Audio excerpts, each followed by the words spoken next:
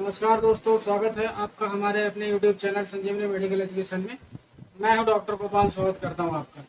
आपने देखा होगा कि आज के समय में लोग जैसे ही बैठते हैं या कुछ देर तक बैठे रहते हैं, घंटे 2 घंटे, या जैसे मॉर्निंग में सो के उठते हैं तो शरीर एकदम अकड़ा हुआ सा फील होता है। स्टिफनेस आ जाती है पूरी बॉडी में, पैर पेशेंट चल नहीं पाता है, उठ नहीं पाता है, बैठ नहीं पाता है। थोड़ी देर चलने के बाद, उठने के बाद, घंटे 2 घंटे बाद मूवमेंट जब होती है तब था कि थोड़ा बहुत रिलैक्स फील होता है। जी हाँ, ये एक सिम्टम हो सकता है ऑस्टियोआर्थराइटिस का। ऑस्टियोआर्थराइटिस में क्या होता है? ऑस्टियोआर्थराइटिस एक ऐसी बीमारी है जॉइंट की जिसमें जो दो बोन को जोड़ के रखने वाली जो कार्टिलेज होती है वो वीक हो जाती है। उसकी जो डेंसिटी है वो कम हो जाती है, डिजेनरेट होने लग जाती है, उसकी जो कैपेसिटी वो कम हो जाती है। और दो जॉइंट के बीच में जो आपके जो सैनोवियल फ्लूइड होते हैं, दो जॉइंट को बीच में जो एक प्रकार का ऑयल रहती है जो जो जॉइंट को मूव करने के लिए हेल्प करती है मूवमेंट में, जिसे अपन साइनोवियल फ्लूइड कहते हैं। वो साइनोवियल फ्लूइड की कमी हो जाती है, उस कंडीशन में पेशेंट को ऑस्टियोआर्थराइटिस की कंडीशन डेवलप होने लग जाती है। ऑस्टियोआर्थराइटिस का केस का कहने का मतलब जॉइंट के अंदर की जो तेल होता है वो तेल की कमी होने लग जाती है, जिसे अपन साइनोवियल फ्लूइड बोलते हैं, जिससे दो बोन आपस में घिसने लग जाती है और फ्रिक्शन होने से दो बोन आपस में टकराती है और पेशेंट को दर्द होता है। ये एक लक्षण हो सकता है ऑस्टियोआर्थराइटिस का। और दो जो बोन को आपस में जोड़ के रखने वाली एक थ्रेड नामक स्ट्रक्चर होती है, एक धागे में एक संरचना होती है जिसे कार्टिलेज बोलते हैं। कार्टिलेज भी वीक हो जाती है, वो भी घर्षण के कारण वो रप्चर्ड होने लग जाती है, उसके कारण डिजेनरेट होने लग जाती है वो कार्टिलेज।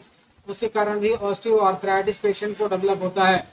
उस कंडीशन में पेशेंट को कौन कौन से कारण है जिसके कारण पेशेंट को ऑस्टियोआर्थराइटिस डेवलप होती है? तो उसमें सबसे पहला कारण है साइनोवियल फ्लूइड जो होती है, वो फ्लूइड का फॉर्मेशन यानी कि निर्माण बहुत कम हो जाता है, जिसके कारण जो जॉइंट के बीच में जो लुब्रिकेशन होना चाहिए वो लुब्रिकेशन नहीं रहता है और फिर दो जॉइंट आपस में टकराते हैं और पेशेंट को तकलीफ होता है, दर्द होता है, स्वेलिंग होती है। ये एक पहला कारण हुआ। दूसरा कारण कार्टिलेज की जो थ्रेड्स नुमा स्ट्रक्चर होती है, कार्टिलेज वीक हो जाती है, डिजेनरेट होने लग जाती है, इसके कारण दो बोन आपस में टकराती हैं और पेशेंट को तकलीफ होती है। दूसरा कारण ये हो सकता है आपके ऑस्टियोआर्थराइटिस का।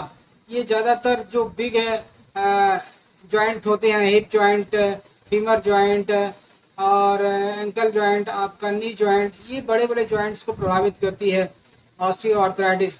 ऑस्टियोआर्थराइटिस में पेशेंट को साइनोवियल फ्लूइड की कमी हो जाती है, कार्टिलेज डिजेनरेट हो जाते हैं, कैल्शियम की कमी हो जाती है, इस तरह की प्रॉब्लम्स हो जाती हैं। टिश्यू, वहाँ के टिश्यू पूरी तरह से डैमेज होने लग जाती है और इसके कारण जो बोन है आपस में वीक होने लग जाती है। कैल्शियम की कमी के कारण, डिजेनरेशन होने के कारण, कैल्शियम जब कम होता है तो हड्डियाँ वहीं कमजोर हो जाती हैं, आपस में रप्चर्ड होने लग जाती है, डैमेज होने लग जाती है।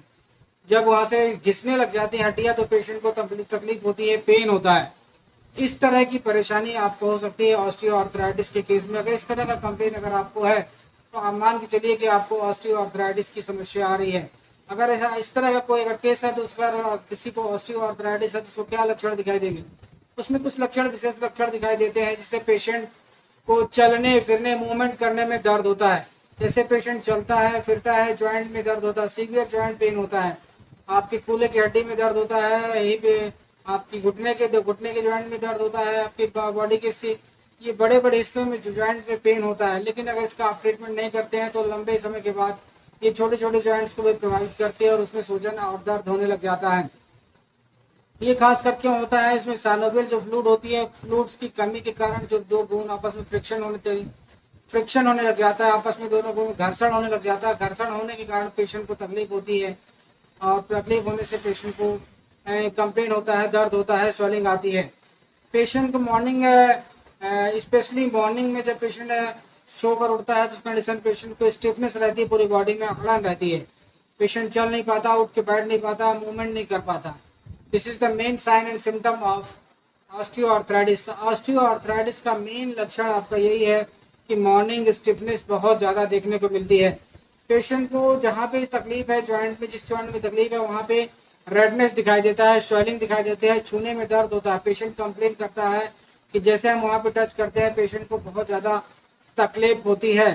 वहाँ की जो ग्रेडिंग सेंसेशन आती है, ग्रेडिंग सेंसेशन मतलब होता है कि आपकी जो जॉइंट्स होती हैं, जॉइंट जैसे मूवमेंट करती है तो साउंड सुनाई देता है, टकराने की आवाज़ सुनाई देती है, ग्रेडिंग सेंसेशन कहलाती है वो। और जो आपका बोन स्पर्स होते हैं, बोन स्पर्स में काम का मतलब होता है जो दोनों जॉइंट्स के बीच में एक प्रकार का हार्ड लंप्स दिखाई देने लग जाता है। हार्ड लंप मतलब एक सॉलिड स्ट्रक्चर जॉइंट्स के बीच में, जैसे आपका घुटने का जॉइंट है, घुटने के जॉइंट के नीचे एक छोटे छोटे स्ट्रक्चर गांठ जैसे फीलिंग महसूस होने लग जाती है, जिससे पेशेंट को कंप्लेन करता है कि हमको जॉइंट के बीच में एक हार्ड लंप जैसे स्ट्रक्चर दिखाई देता है। ये आपको देखने को मिलता है शाइनोवियल फ्लूइड की कमी के कारण, कार्टिलेज आपके डैमेज होने के कारण और कैल्शियम की डिपोजिशन जो नहीं हो पाती, कैल्शियम की कमी के कारण ये सेंसेशन दिखाई देने को मिलती है। पेशेंट को जहाँ पे जॉइंट में पेन होती है, वहाँ पे जिस जॉइंट में तकलीफ होती है, कंप्लेन होती है, सीवियर दर्द होता है, वहाँ पे लोकल सूजन रहती है, दर्द होता है, रेडनेस दिखाई देता है, लाल दिखाई देता है कई पेशेंट्स को। रिस्क फैक्टर उन लोगों को बढ़ जाती है जैसे ओल्ड एज है। ओल्ड एज के लोगों को अगर इस तरह की समस्या है तो ओल्ड एज में रिस्क फैक्टर बढ़ जाती है प्रॉब्लम्स और एग्रावेट होने के लिए। एग्रावेट मतलब तकलीफ बढ़ने की कंडीशन में आपकी कंडीशन हो जाती है। और मेल की अपेक्षा फीमेल में ये ज़्यादातर देखने को मिलती है, महिलाओं में ये बीमारी ज़्यादातर देखने को मिलती है क्योंकि उनका ओवर होता है और ऑस्टियोपोरोसिस होती है। उनके बॉडी में कैल्शियम की कमी हो जाती है। ऑल टाइम 40 ईयर ऑफ के बाद 40 साल के बाद बोन में कैल्शियम की डिपोजिशन नहीं हो पाती, कैल्शियम की कमी हो जाती है, डिजेनरेशन होने लग जाता है। डिजेनरेशन होने के कारण कैल्शियम कम के कारण वीक हो जाती है। वीक होने से वहाँ पे आपकी दो बोन आपस में फ्रिक्शन होने लग जाती है। और थर्ड है ओबिसिटी के जो पेशेंट होते हैं, मोटापे के जो मरीज होते हैं, उनको ये संभावना ज़्यादा बढ़ जाती है जॉइंट इंजरी की, क्योंकि जो ओवरवेट होने के कारण जॉइंट्स में जो आपस में तकलीफ होती है उससे प्रॉब्लम बढ़ जाती है। कई लोगों को जेनेटिक प्रॉब्लम होती है, जेनेटिक्स मतलब वंशानुगत बीमारी के कारण आपको ऑस्टियोआर्थराइटिस की कंडीशन में सामना करना पड़ सकता है। उस कंडीशन में पेशेंट को क्या करना होता है, आपको जेनेटिक फैक्टर को आपको ट्रीट करना पड़ता है। वो कुछ लोगों से होते हैं जेनेटिक्स में आपके बोन डिफॉर्मिटी हो जाती है जो कंजेनाइटल होता है, जन्मजात। कुछ बच्चों को जन्मजात एक बीमारी डेवलप हो जाती है ऑस्टियोआर्थराइटिस के, जिसमें कैल्शियम का डिपोजिशन नहीं हो पाता है। देखो तो कैल्शियम एक डिजीज डेवलप होती है बोन आर्टिफैक्टा। तो उस डिजीज में, उस बीमारी में क्या होता है कि जॉइंट्स में कैल्शियम का डिपोजिशन नहीं होता, पेशेंट का जॉइंट हमेशा बोन हमेशा वीक रहता है, कहीं से भी इम्परफेक्ट हो जाता है, फ्रैक्चर हो जाती है। और कुछ पेशेंट्स को जॉइंट्स ऑस्टियोआर्थराइटिस जेनेटिक डिसीजन में हीमोसाइटोसिस नाम की बीमारी हो जाती है। हीमोसाइटोसिस कंडीशन में होती है जो ब्लड में आयरन की मात्रा हमेशा ऑल टाइम ज़्यादा होता है। तो इस तरह की कुछ कंडीशन है पेशेंट के साथ में। ऑस्टियोआर्थराइटिस की कंडीशन अगर ऐसी आती है तो जॉइंट में तकलीफ बढ़ जाती है। अगर आपको जॉइंट में तकलीफ बढ़ती है तो आप समझ के चलिए आपको ऑस्टियोआर्थराइटिस की समस्या हो रही है, आपकी हड्डियाँ कमज़ोर हो रही हैं, वहाँ की जो ग्रीस है वो ग्रीस कम बन रहा है, जो दोनों जॉइंट के बीच में आपस में लुब्रिकेशन का काम करती है वो ग्रीस कम हो जाती है।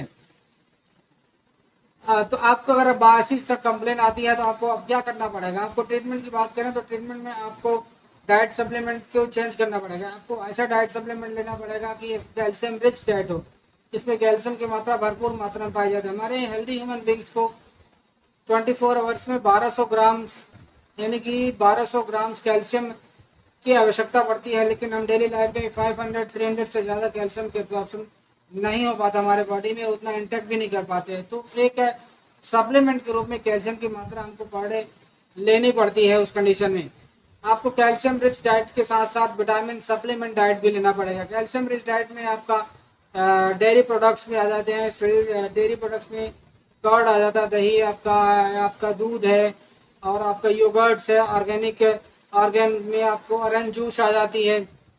ऑरेंज जूस में कैल्शियम की मात्रा भरपूर मात्रा में पाई जाती है। आपका सोयाबीन ले सकते हैं आप कैल्शियम रिच डाइट के लिए, आप टोफू खा सकते हैं, कैल्शियम सल्फेट की आप सप्लीमेंट टैबलेट्स ले सकते हैं।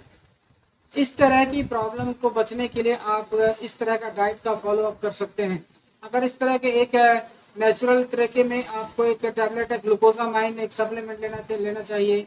ग्लूकोजामाइन सप्लीमेंट लेने से क्या होता है, आपकी जो जॉइंट्स में आपकी जो ग्रीस जो नहीं बन रही है, आपकी जो साइनोवियल फ्लूइड की कमी हो गई है, वो ग्रीस बनना शुरू हो जाती है, और जो जॉइंट है आपस में टकरा रही है तो घिसना कम हो जाती है। ग्लूकोजामाइन लेने से आपको कैल्शियम विटामिन कैल्शियम की tablet supplement tablet one tablet daily लेना पड़ेगा। आपको vitamin supplement daily 1 tablet daily लेनी पड़ेगी, जिससे आपको कैल्शियम और विटामिन की जो रिक्वायरमेंट है वो पूरी तरह लेना चाहिए। क्या विटामिन से बी कॉम्प्लेक्स में आपको एक टैबलेट आती है टैबलेट बिकोजिंग जी करके, आप एक टैबलेट 1 डेली एट नाइट आप 3 मंथ आप रेगुलर इंटेक ले सकते हैं। आयुर्वेदिक ट्रीटमेंट अगर हम बात करें, आयुर्वेद ट्रीटमेंट आप रूमा केयर टैबलेट नाम की एक टैबलेट आती है, रूमा केयर टैबलेट 2 टैबलेट दिन में 3 बार आप 3 to 6 मंथ अगर आप लेते हैं तो आपकी जो जॉइंट की प्रॉब्लम है, आपकी जो फ्रिक्शन की प्रॉब्लम है, आपकी जो कैल्शियम की कमी की प्रॉब्लम है, आप उसको लेते हैं तो आपकी सारी यहाँ तक प्रॉब्लम ठीक हो जाती है। साथ में आप एक ऑयल मसाज करके आप कर सकते हैं, आपके सरसों का ऑयल कर सकते हैं, मेथी, गार्लिक और इस तरह को सारी चारों चीज़ों को मिला के आप बॉयल कर सकते हैं। बॉयल करने के बाद इसको आप ठंडा करके आप जॉइंट में अप्लाई कर सकते हैं। अप्लाई करने के बाद आपको देखेंगे कि आपकी जॉइंट की प्रॉब्लम कुछ दिनों में पूरी तरह से ठीक हो रही है। और जो सप्लीमेंट आप ले सकते हैं, आप जो बताया गया है सप्लीमेंट आप रेगुलर लेंगे तो आपकी ज़्यादातर प्रॉब्लम ठीक हो जाती है। आई होप ये टॉपिक ऑस्टियोआर्थराइटिस या जॉइंट पेन क्यों होता है का टॉपिक समझ में आया होगा कि जॉइंट पेन का कारण क्या है, किन के कारणों से जॉइंट पेन होता है। ये टॉपिक आपको समझ में आया। अगर आप ये जॉइंट पेन समझ में आया, ये टॉपिक आपको हेल्प किया समझने में, तो हमारे चैनल संजीवनी मेडिकल एजुकेशन को आप ज़रूर सब्सक्राइब करिए।